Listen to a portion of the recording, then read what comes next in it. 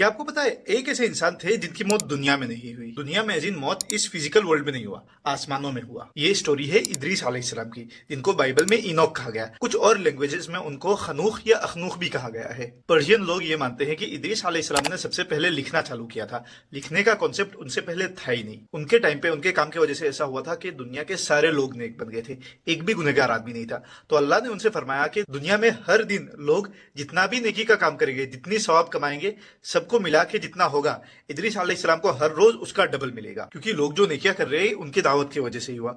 तो नेचुरली इदरीस अलैहिस्सलाम को यह शौक हुआ कि वो बहुत लंबे टाइम तक बचे रहे, क्योंकि जितने लंबे टाइम तक वो बचते रहेंगे उनको उतना फ्री का सवाब मिलता रहेगा। और फ्री का सवाब किसको पसंद नहीं। और उनके दोस्तों में फरिश्ते भी थे। उन्होंने अपने एक फरिश्ते दोस्त से कहा कि तुम मुझे मलकुल मौत यानी इजराइल अलैहिस्सलाम के पास लेके जाओ, तो मैं उनसे बातचीत करके उनको ये समझाने की कोशिश करूंगा कि मेरी हयात को थोड़ा और लंबा कर दे, वो मेरी जान ना ले। तो उस फरिश्ते ने इदरीस अलैहिस्सलाम को अपने पीठ पे बिठाया और चौथे आसमान पे लेके गया और उधर जाके अजराइल अलैहिस्सलाम से मुलाकात की और फिर पूरा स्टोरी बताया। अजराइल अलैहिस्सलाम ने पूछा लेकिन इदरीस है किधर?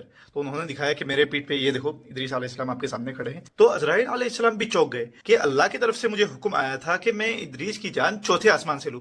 मैं भी इतने टाइम से कंफ्यूज था कि चौथे आसमान से उनकी जान कैसे लूं, वो तो दुनिया में रहते हैं। और फिर उनकी जान उधर से ही ली गई। ये पूरा वाकया अल्लाह के हुक्म से ही हुआ था। ये बात हुजूर सल्लल्लाहु अलैहि वसल्लम ने कंफर्म भी की कि मेराज की रात वो जब आसमानों में गए थे, चौथे आसमान में उन्होंने इदरीस अलैहिस्सलाम से मुलाकात भी की। कुरान शरीफ में भी आता है वज़कुर फिल किताब इदरीस, ए नबी अपनी किताब में इदरीस अलैहिस्सलाम के बारे में बताइए। इन्नहु काना सिद्दीक़न नबिय्या, वो एक सच्चे नबी है। व रफ़अनाहु मकानन अलिय्या, और हमने उनको ऊंचे मकाम में उठाया। ऊंचे मकाम के दो मतलब हो सकते हैं, एक तो वो नबी थे और अपने कौम के लीडर भी थे, तो उनका रुतबा बहुत ऊपर था। और दूसरा ये मतलब हो सकता है कि उनको चौथे आसमान में यानी ऊपर उठा के उनकी जान ली, उनको ऊपर उठाया। ये मैंने बहुत ही शॉर्टकट वे में बताया। अगर इसको पूरा देखना है तो मेरे यूट्यूब चैनल में है, लिंक बायो में है। अस्सलाम वालेकुम।